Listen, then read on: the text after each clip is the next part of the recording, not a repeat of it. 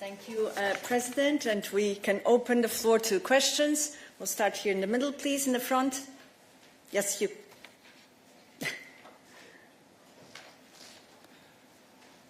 Thanks a lot. Thomas Gutschka with Frankfurter Allgemeine Zeitung. Madam President, my question is on defense, specifically on the white paper, which is due in about 10 days now. So in a general sense, what do we expect of this paper now that the Commission has already launched a number of initiatives for the previous UCO? And with two specific points, please. The one is the last European Council has called upon the Commission to propose additional financing resources. And there's clearly a wish of many member states that this includes Eurobonds. So could you please update us on what your thinking is about this, given the changing circumstances? And the second issue is nuclear. I think the Commission has been tasked to explore the full range of options for European security in the white paper. So would this also, or could this also include the nuclear dimension? And do you see any role, a potential role, for the Commission in advancing this dialogue that French President Macron has launched? Thank you. So let me start with the last part of your, I would say 3 parts of your question. Nuclear deterrence is and will always remain a purely national prerogative. So the Commission has no comment on that one. The second part of your question was about the white paper. Indeed, we issued now, or we proposed the 800 billion package, Rearm Europe. But this is one part that looks at giving the member states fiscal space and creating fiscal space also for joint procurement, which is so important. Of course, in addition, also the private sector. But a white paper is much, much more than that. It's first of all an analysis of the threat scenario that we are confronted with so that we know what's going on and what the state of play is. Then proposing, of course, actions or reactions to these threat scenarios in the analysis. And then there are many, many topics. For example, if you look at the future of the defense industry has to substantially change. There will be consolidation. There will be much more speed and scaling up, has to be much more speed and scaling up in the defense industry. It has to be structured differently to really meet the demands that are coming. Also, the important role of being complementary with NATO.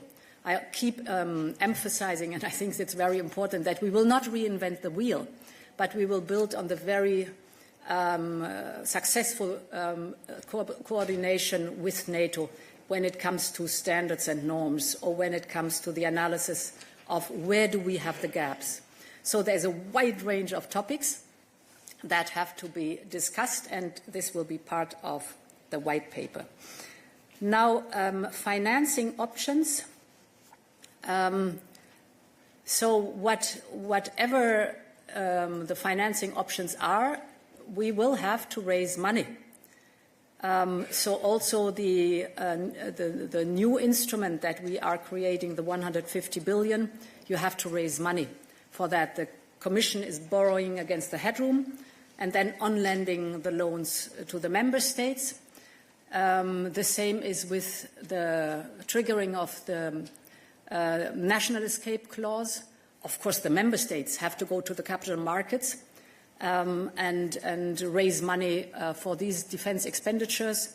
So however you then shape in the very end the handout of financial means, we will have to raise money on the capital markets. And of course, then is most important that this push in the defense industry, which I described in a few sentences in the introduction, will have, if we do it right, an enormous effect on our industry, because this is really going to the frontier of innovation and development and speeding up with scale the production that is so necessary for our defense posture.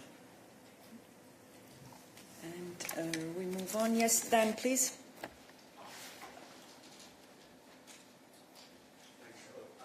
Dan Michaels with the Wall Street Journal. About the omnibus and simplification and cutting red tape, the initial reaction of the business community was essentially nice start, but you've got a lot more work to do. I guess to use your words, you need to be bolder and more determined. Do you think, given the pushback that there is from other parts of society and other interests, it's possible to achieve what business is pushing for, especially when the United States, under President Trump, is deregulating, or in some cases just appears to be set to throw away a lot of regulations? Thank you.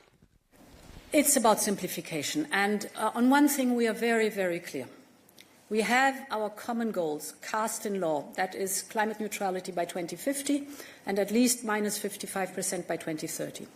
How we get there is flexible, pragmatic and adaptable, technology neutral. That's very important because it's a huge transformation. The global economy is undergoing. No one has done it before. So you have to be willing and able to adapt all the time without leaving the sight on the goal that we have agreed together. I think this is very important for that. For this also you need simplification and speed. And I'll give you an example from taxonomy. I think this shows why you can have both goals, stay true to the goal and be faster and simpler. Taxonomy, with the changes we introduced, 90% of the companies are out of the scope, so do not have to deliver on reporting on taxonomy. But what is affected is only 1% of what is actually it's a carbon border adjustment mechanism, 1% that is coming to the market. So 1% of carbon footprint is affected by that, 99% not. And these are points where you see that simplification can be done without letting the goal out of sight. So, yeah. Let's proceed here on the right, Virginie. Oui, bonjour, Virginie Malingue du Monde. J'ai deux questions. La première, à propos des États-Unis, vous continuez à en parler comme un allié. J'aimerais savoir ce qui, dans le comportement des États-Unis depuis 6 semaines, vous fait penser que c'est encore un allié, d'où ça sort. Seconde question, pour rebondir sur la question de Thomas, vous avez dit des temps extraordinaires appellent des réponses extraordinaires. On parlait là de défense. Vous avez annoncé que vous alliez convoquer un collège de la sécurité. Mais sur les questions de financement, là, encore une fois, je reviens là-dessus. Les États membres vous ont demandé d'explorer des pistes pour qu'il y ait plus de financement. Quelles sont les pistes que vous pensez pouvoir explorer au-delà de ce que vous avez d'ores et déjà annoncé pour les 150 milliards et l'espace budgétaire? Est-ce que c'est le mécanisme européen de stabilité, un emprunt commun, autre chose? Enfin bon, parce que vous nous avez parlé de l'union des marchés de capitaux, rebaptisée union de l'épargne, et j'ai oublié, je ne sais plus quoi. C'est la même chose, mais côté public, où est-ce qu'on peut trouver de l'argent et comment? Merci.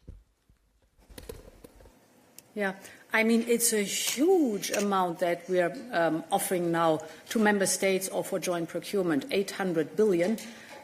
So that's enormous.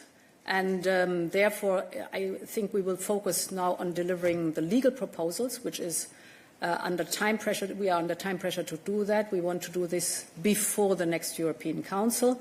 And this is where the focus is on. Of course, if there are interesting ideas, I'm absolutely willing to look into this. But the tasking of the European Council was very clear, that we deliver on the national escape clause and that we deliver on the proposal with the new instrument with 150 billion euros in loans for joint procurement. We are looking into the topic of cohesion funds, as you know, and to deliver on the private sector, the Savings and Investment Union, and a different lending pattern of the EIB. Cut, the other part of your question, the United States, they have been for more than 80 years our closest ally. And in the face of adversity, the US and Europe have always been stronger together. And yes, there are differences, but we might have different views on some topics, but if you look at the common interests that we have, they always outweigh our differences. So I think it's important that we work together. We will have our differences. We have to sort them out, but we will have to find common avenues. Oui, Virginie, vas-y. Oui, ma question sur les États-Unis, c'était pas une question de savoir si on avait intérêt à être alliés, parce que ça, vous l'avez déjà dit. C'était vraiment, depuis le 20 janvier, qu'est-ce qui vous fait croire dans le comportement de l'administration Trump que ce sont encore vos alliés, nos alliés? Voilà. Est-ce qu'il y a des éléments, des choses qui ont été faites, des choses qui ont été dites, qui vous font encore croire possible que les États-Unis soient les alliés de l'Union européenne, des Européens? Okay, got your question. Of course, the United States are allies. This does not mean that the pattern that we had the last, at least 25 to 30 years, if not longer, that the pattern is still the right one, that the bulk of the defense responsibility lies with the United States and not with all the other allies. We have to do our homework. We have to fulfill our responsibilities. We have to take them on our shoulders. And therefore, the first step with the rearm package is so important, to make very sure that we need really to step up our own defense. Being allies does not mean that there is an imbalance in the responsibility or the burden that has been shared. I was present in 2014 as Defence Minister in Wales when the 2% were agreed. Well, we know today where the figures are, and we know that we will need more than 2%. The Secretary General of NATO speaks of north of 3%. And this is a call that goes to all of us in the alliance, or all those in the alliance. So the European Union really has to step up. The member states in the European Union have to step up. Some have already, have done their homework without any question, but others have not. And then when we're doing this, we should do it in a smart way. Therefore, this double approach, on one hand, as every member state is different, they need the national fiscal space to do what is necessary in their national posture.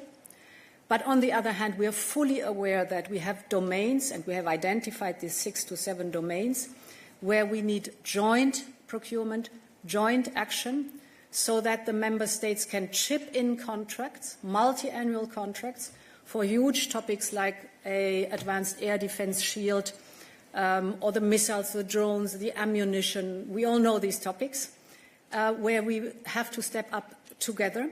And therefore, this road is paved. There's a third element, that in parallel, we have to make sure that Ukraine is in a position that it can keep on fighting till we have reached a just and lasting peace. And with the new instrument, the member states can chip in initiatives, for example, like the Danish initiative or the Czech initiative, but they can also procure military capability that then are given to Ukraine, for example. So my plaidoyer is, we are allies, but this means that all allies have to take their responsibilities. Carl, please. Carl de Beyer here. Yes, for the French daily Les Echos. I would like to know the consequences of the new, the latest events on your thinking about the next budget, because we expect a proposal in July already. So do you think we must totally rethink the budget as it is today? And do you sense, given the urgency that we witness now, do you sense a willingness from the member states to go far beyond the 1% of GDP that we have now? Well, I think it's a bit premature to talk about the size of the budget, but of course we have to rethink the budget, because this budget has been forged or shaped 5 to 7 years ago, and the world was a completely different one. So with the eyes of today, we will have a proposal that will come mid-summer, so also time to mature for this proposal, and then we will discuss with member states.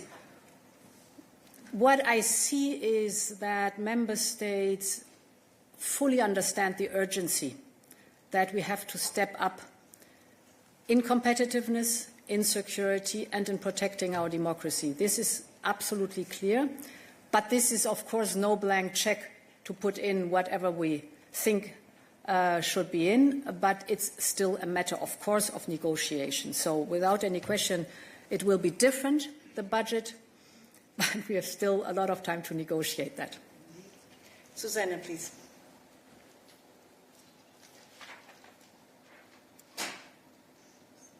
Thank you. Here.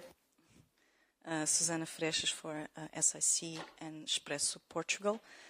A kind of follow-up question, because on Thursday, President Costa said that there should be no taboos, and he was mentioning common borrowing for grants. Clearly, after 2 questions, you avoid the word grants or common borrowing for grants. So my question is very direct.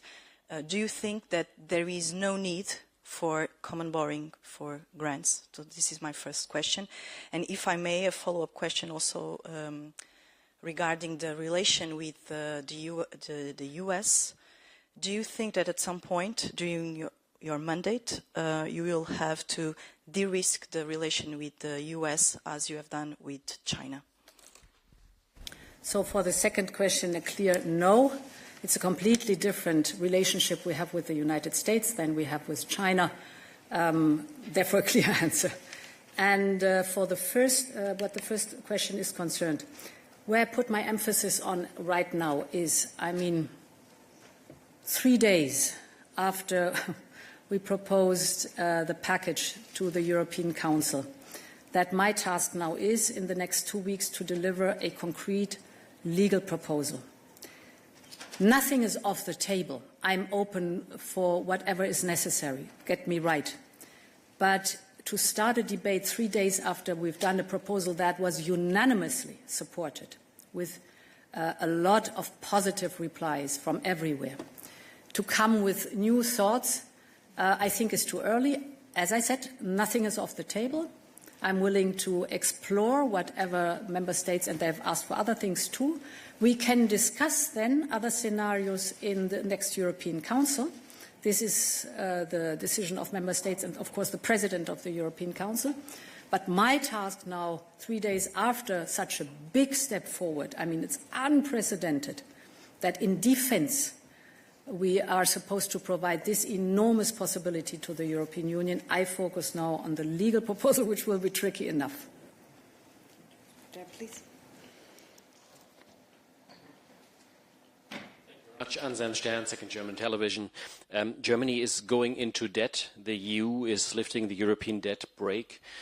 How much is the European Stability Act in danger? Yeah. So this is a very clear, fine line that we have to walk precisely, indeed. And therefore, the national escape clause is being triggered in a very controlled manner, proportionate and time-limited, and with a strong focus on looking at the individual situation of member states. That's very important. Therefore, we chose the national escape clause. If I may say, in COVID, it was the general escape clause, and it was open to everything and for everybody. Here, it's very targeted and very controlled. It gives fiscal space on defense for a period of 4 years. This fiscal space is potentially generous, yes. Member states can rise to 1.5%, increasing on GDP. That is an enormous sum that is there potentially. And therefore, if we do it in such a controlled manner while keeping the rest of our binding rules, don't forget that the Stability and Growth Pact is very strict on everything else, this can also be a much-needed boost and investment in the European economy and thus the European prosperity and our competitiveness. I put so much emphasis on it because if you look at the state of play today, 80% of the investments in defense, which are already billions, are going abroad, outside the European Union. 80%. This is good jobs, lots of research and development outside the European Union. Only 20% land here.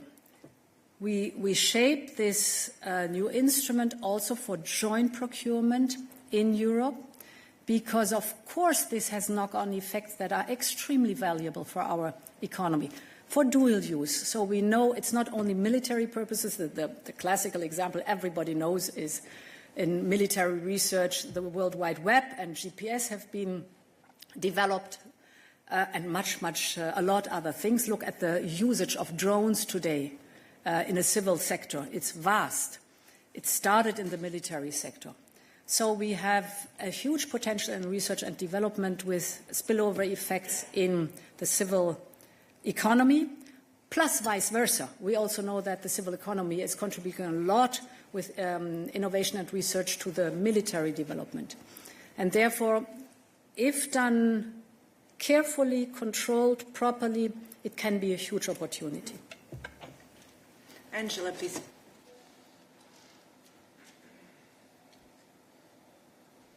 Yes, Angela Mauro of Post Italy. Thanks for the opportunity. You've just said joint procurement for expenses in Europe.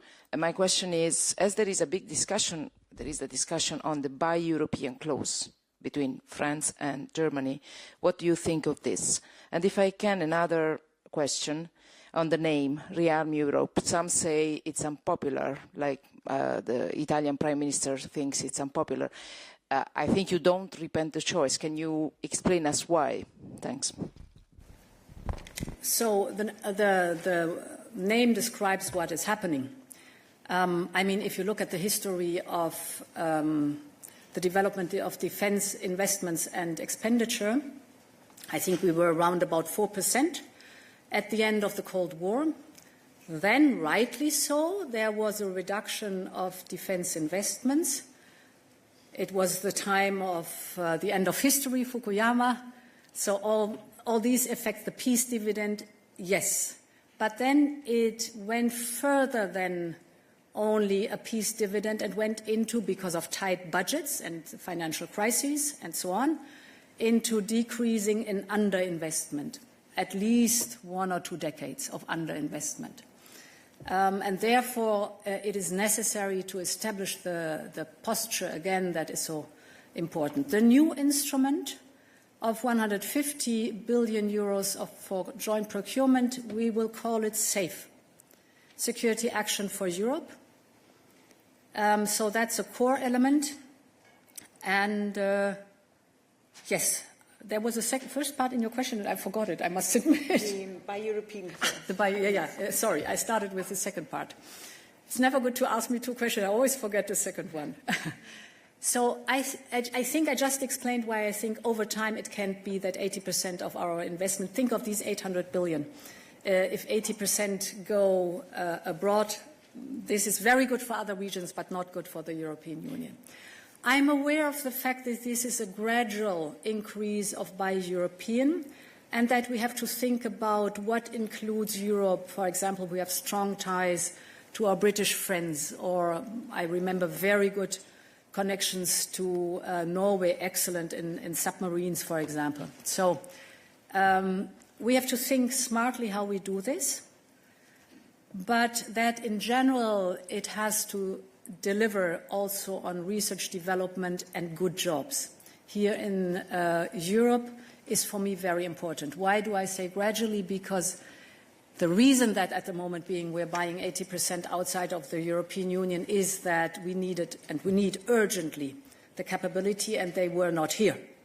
So we also have to rethink the functioning of the European defence industrial base. There needs to be consolidation. There will need, on our side, we need reforms of the procurement directive, for example, that you can chip in existing contracts already, and many things like that that are hindering today defence companies to work seamlessly together and thus scale up and speed up the process.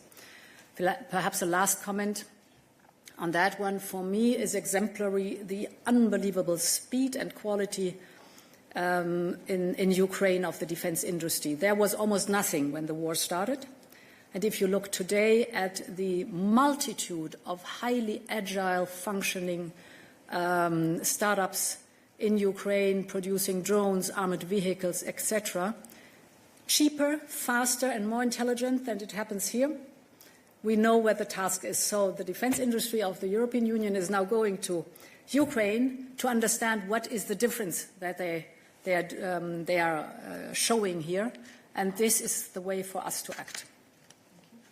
Jérôme.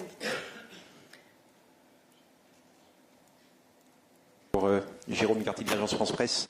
Vous marquez les 100 premiers jours de votre second mandat. Donald Trump va bientôt marquer les 50 premiers jours de son second mandat aussi. Et depuis son retour, il a multiplié les attaques contre l'Europe, soit directement, soit par la voie de son vice-président. Vous avez évoqué aussi la nécessité d'un dialogue avec Washington, et on a le sentiment très net que la Maison-Blanche n'est pas pressée de rencontrer l'Union européenne. Est-ce que vous croyez aux vertus d'un face-à-face avec Donald Trump, et est-ce que vous travaillez en ce sens? Est-ce que vous souhaitez le rencontrer, en d'autres termes? So I first met President Trump when he was in his last year of his first mandate, and this was the first year of my first mandate. So we've met already. We had a phone call. We spoke with others in the G7 VTC. So there are contacts, but I think also we will have a personal meeting when the time is right. And this is the state of play at the moment being. Yes. Alexandra, please.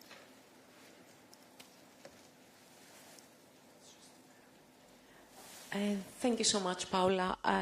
Madam President, a follow-up on the defense. Of course, your proposal received unanimous political backing on Thursday. However, there is some discomfort in some member states about the possibility of these initiatives to open, you've mentioned yourself, to like-minded EU partners. I'm from Greece, Alexandra Voudouri from Greek Daily Kathimerini, so I think you know what I'm referring to. Are you planning in the white paper to consider these concerns? And the second question, if I may, 100 days, too many initiatives, too many plans. Would you have done anything different? Are you happy with what you delivered today? Thank you. Yes, I'm happy with what I delivered today. No, seriously, if you would have asked me, I don't know, 6 months ago, I would have very strongly focused, of course, on the prosperity part, because there was a good reason why at the end of my last mandate I asked Mario Draghi to write this report, and it came out as an excellent report, in my view, as an excellent report, so I knew focus on that one and be really strict on that one. But many, many other things, little did I know how much the world would change. Now, what like-minded countries is concerned, indeed, we have to find a good formulation and a good frame to work on that one. And you exactly described what we're doing right now. We're listening to all of the different interests and stakeholders to find a balanced approach. But I hope I explained understandably what the trade-offs are and how important it is here to find the right balance in the white paper then. Good. There in the back. It's Dorota from Polish Public TV, so Central Europe at least. I also have 2 questions. The first one, what makes you feel that this 800 billion euro is a historical huge amount of money? It's similar to the fund that was made for the COVID pandemic, for the recovery Europe, whereas this fund was to buy the mask, to buy the vaccines, and in some countries like closer to Russia, so the Eastern Europe, the Nordic countries, there is already a feeling that it's simply not enough. Out of 800 billion euro, we only know this 150 billion that is sure, because it will be this joint procurement. We don't know if 650 billion euro will be used and how. And if the Russian soldiers come to Poland or another country, so we cannot just announce lockdown to the citizens. The second question, the Commission was planning to announce to stop import and buy Russian energy sources. Actually, it was supposed to be announced in February, and it disappeared from the agenda of the European Commission. And there are some media reporting says that it may be connected to some plans of restart of Nord Stream 2 with American participation. Thank you. Yeah. First question. Let me have a look. Yeah. So first of all, Next Generation EU came towards the end of the COVID pandemic. And it was meant, of course, not only for the short term, but as you recall, we had a sharp decline in economic activity because of the lockdowns in COVID and huge problems of the economy to restart again.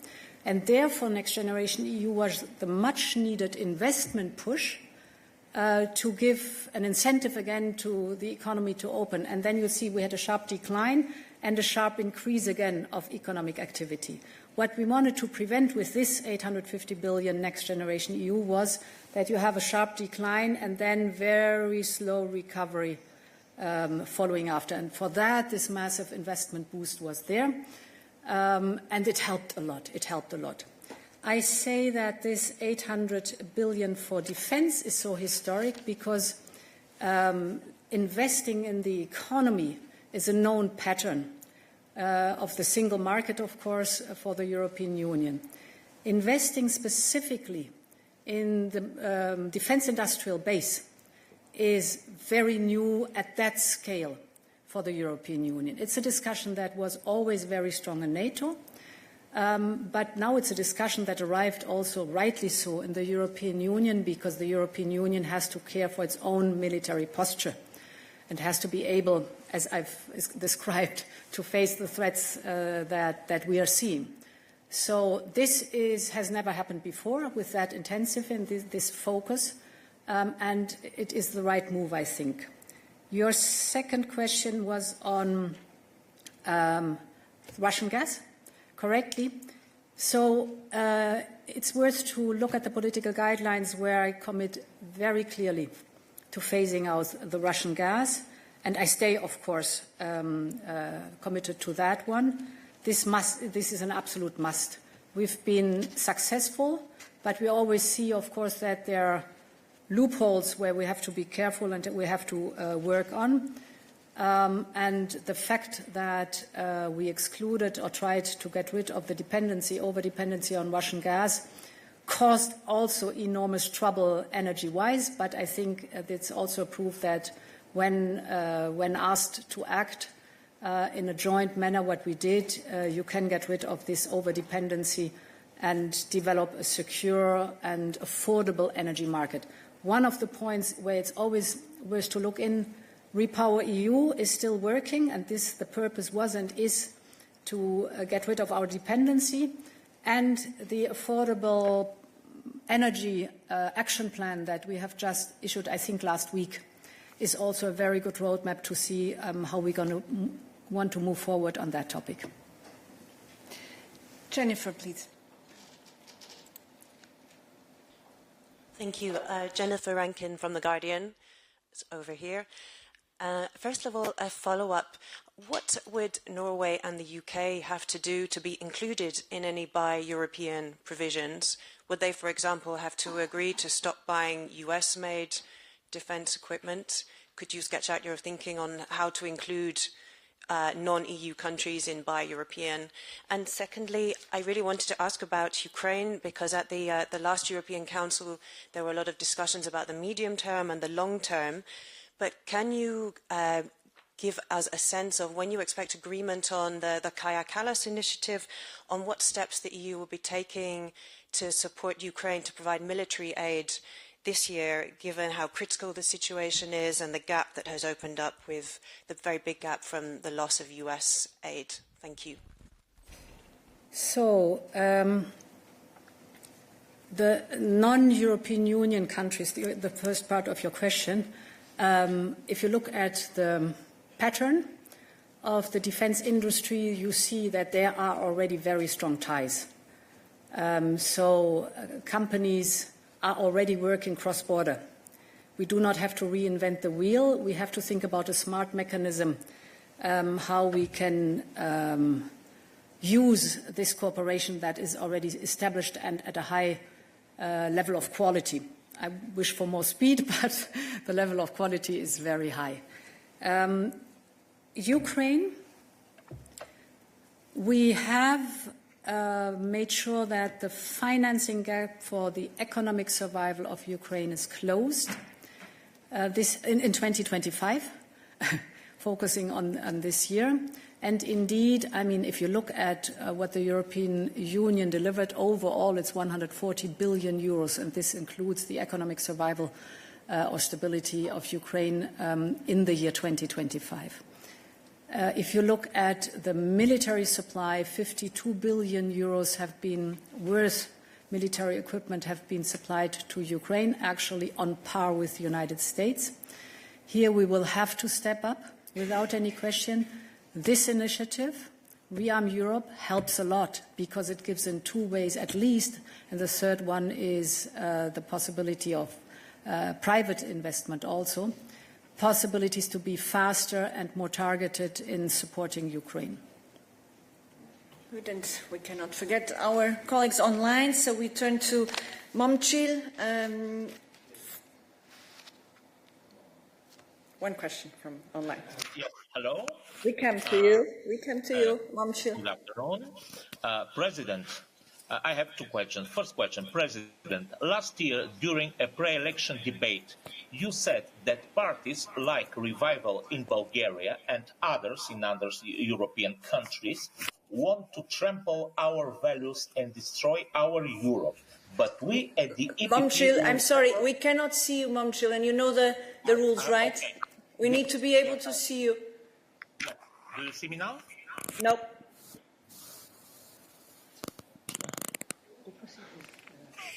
Oh. Yes.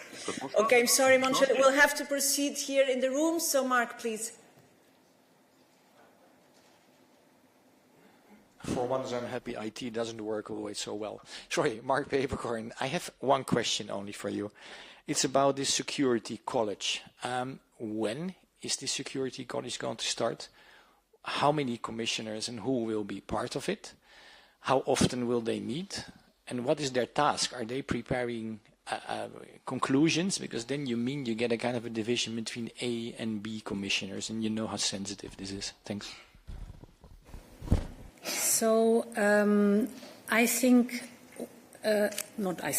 Security College will include all the commissioners because you've just given one very good explanation for it. But the second is, if I may say so, that almost every topic could be involved. If we think back 4 years,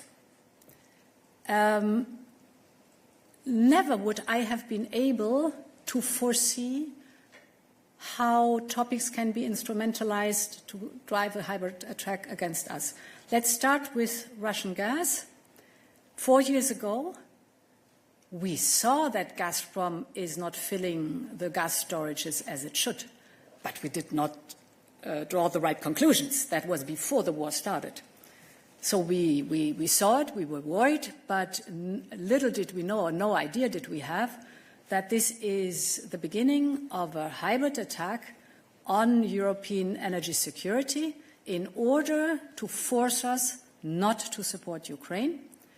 So instrumentalizing the overdependency. And then, of course, the storages were not filled appropriately, and Putin cut us off the Russian gas. The same was 4 years ago, a bit more, or 3.5 years ago, before the war, when all of a sudden migrants, mostly from Iraq, were at the Polish border. And Putin knew very well at that time this was our soft spot, and used migrants to drive a hybrid attack. We were used already to massive cyber attacks and all these topics. But by that, I want to say this is the Commissioner for Energy and is the Commissioner for Migration, for example. Without all this knowledge about hybrid attacks, we would never have thought in this wider sense. And therefore, the mindset of preparedness, as we have it displayed in the Ninister report, that you have to be wider in analyzing the threats, is an important conditio sine qua non for the whole college, for the Security College. Security College convene in due time. I cannot tell you the exact date, I'm sorry. How often depends a lot on the urgency, of course. So it will be convened more often now than it would have been the case 4 years ago, for example. Important is that we get regular briefings from the relevant security services to be ahead of the curve and to remain ahead of the curve. So knowledge is important. In-depth knowledge of the security services is important. The analysis of the situation, the understanding what is coming, and of course then the political steer on different fronts where we have to deliver. I think it's important because I realize also in the discussions that we normally have in the college, we are very focused on the files that we deliver during that day. That's good. But this specific focus on what is the security landscape, what does the security landscape look like, where do I have to be attentive, what do I have to prepare potentially for something that is coming to be then able to deliver when it's necessary. Henry, please. Thank you so much. Henry Foy, Financial Times. Two questions. The first one's very simple, yes or no. Do you think that member states who take a slice of the 150 billion could, if they wanted to, spend it on an F-35 US fighter jet? It's a yes or no question. And secondly, the Ukrainians will sit down with the Americans this week for negotiations over a peace deal. That's something you and other member states have been demanding, is that they're involved. Do you feel like Kyiv has an exact idea of what Europe can supply in any peace agreement ahead of these talks in Saudi Arabia, or do we need to talk more about that? So the contact to President Zelensky and his staff is very, very close. And it's built on trust that has grown over the last 3 years. We've basically gone through thick and thin. So we know that we are reliable for each other in crises or extraordinary situations, and that we can most of the time find solutions. Not always, but most of the times we find solutions while working very, very closely together. And of course, the talks that hopefully lead to a just and lasting peace, the talks around security guarantees, for example, are talks where we often also explore what is possible, what is in the first line. For example, the strongest security guarantee, of course, would be NATO membership. That is at the moment not possible. Then the second element, the most important, is a well-equipped, functioning Ukrainian army, armed forces. And then you can go into detail. So there's a lot of very fruitful discussion that we have. And, how do I say it in English, this is a common learning process also. Because, again, these are uncharted waters. And together we have to find the best solution. So member states nationally, of course, can decide what they want to do with their national military posture. Important is, and this is also, of course, the NATO military posture that is embedded in the norms and standards that are agreed together. This is important for as a security matter. The joint procurement will be different. So it's there you can chip in or develop the possibility for joint contracts. Important here is 2 or 3 or more, 5, 6, 7 member states agree on a joint procurement domain. I think very important is what was not possible so far. You can come later to the contract without doing the whole process again. And these contracts can be multi-annual, for example. to give you an example for the features that we are discussing and putting on paper right now. Multi-annual also was not possible right now, a constant complaint of the defense industry. And of course, there are more possibilities for the defense industry really to deliver fast and effective. Good. David, please. Thank you very much. David Carretta, Radio Radicale, Italian Radio. You've said several times that the US are still ally.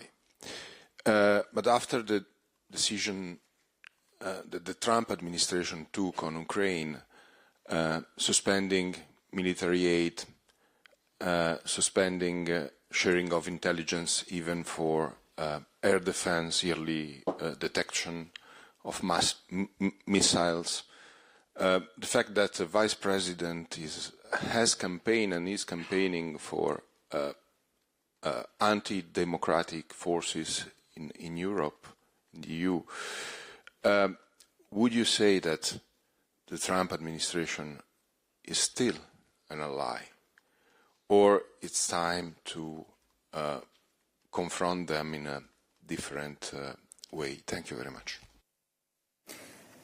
So my position is clear. The United States are an ally in the transatlantic alliance. We have our discussion points without any question. And who am I to speak about? I just realized about the transatlantic alliance.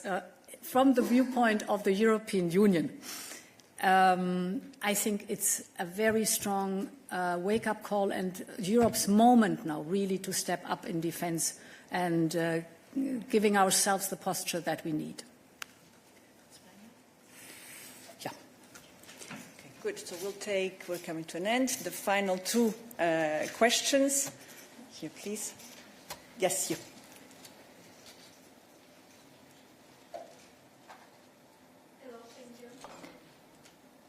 My name is Yulia Sarivan. I'm from Republic of Moldova, representing Journal TV.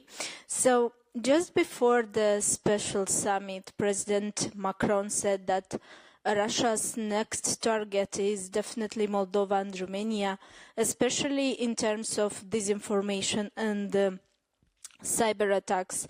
So, in the meantime, the European Union is strengthening its defense through Rearm Europe.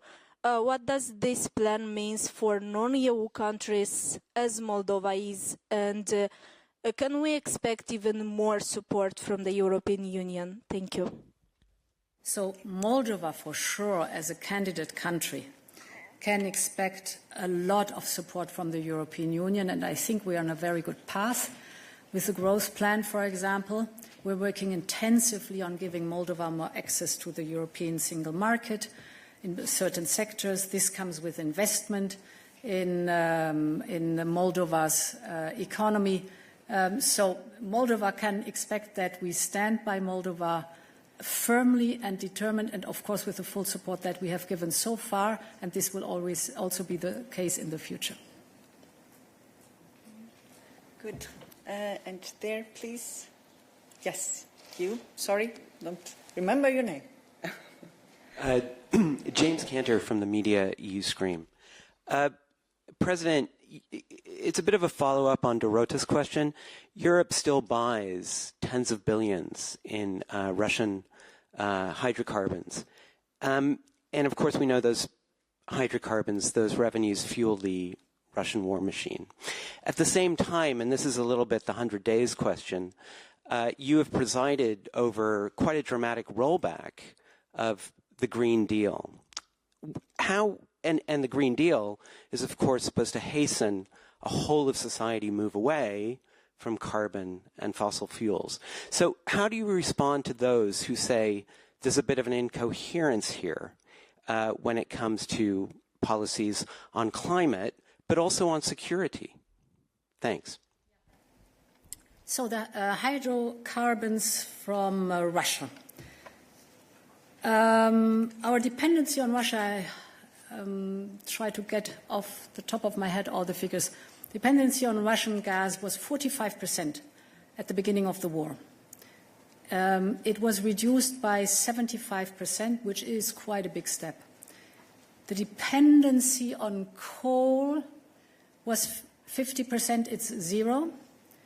And I think oil also was around 50%. Now, the figure I know for sure, it's 3%. So by that you see a huge effort to get rid of our dependency.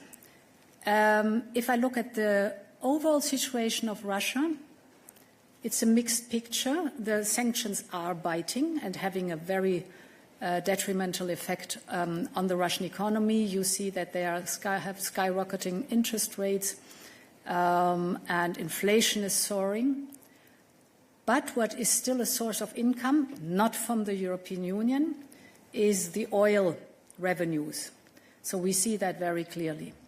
A field where improvement globally should happen, or we could have a closer look at it globally. Now, that's the hydrocarbon with Russia. What the European Green Deal is concerned, very clear in the Draghi report, there are 3 elements where he is very clear on. The first is innovation. But the second, and therefore I'm mentioning it, the big pillar with Draghi is decarbonization and competitiveness. And basically my whole program is built on decarbonization and competitiveness because I'm deeply convinced that with innovation and decarbonization you can be very competitive. That's where I'm completely convinced about. If you look at the competitiveness compass, you see it as a red thread. If you look at the clean industrial deal, it looks at clean tech. And clean tech, of course, is not only, but also, for example, the whole renewable element. Not only, there's much more than that. So it's one of the big cornerstones or pillars of this mandate. I'm convinced that the future markets will be clean tech. And, I mean, we've discussed often, for example, why is China investing so massively in electric vehicles? Because they know that the future of mobility will be autonomous, electric and software-driven. Why are the Gulf countries investing so heavily in green hydrogen? They tell me they sit on oil and gas and dominate today the energy sector. They also want to dominate the energy sector of tomorrow. This is why they are investing in green hydrogen, because they know these are going to be the markets of tomorrow. So this is not only a question, it's also a question of fighting climate change, but it's also a question that I'm deeply convinced that the economy will move into the clean direction, and we are leader in many technologies, but we have to stay leaders in many clean technologies, and for that the whole competitiveness compass is composed the way it is composed. Good. And with this, we conclude our press conference. Thank you very much for your participation. Thank you to the interpreters, and a big thank you to President von der Leyen for her presence here today. Wish you a good afternoon. And in the meantime, the documents, the statement of President von der Leyen is already available for your use. Wish you a nice afternoon. Bye. Bye.